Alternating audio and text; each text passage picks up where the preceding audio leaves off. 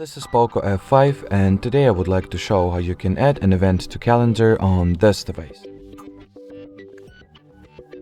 So to start, you will need to find and launch the Google Calendar app, sign into your Google account if you haven't previously of course, then select the date you would like to set your event on, then tap at the plus button at the bottom right corner of your display, choose an event option from the list, and fill out all the event details that you please, such as its title, time frames, repetitiveness or reoccurrence, participants, link to the video conference, location, notifications, color it will have at the calendar. You can also write a brief description if it is required or simply if you want to, or attach certain files.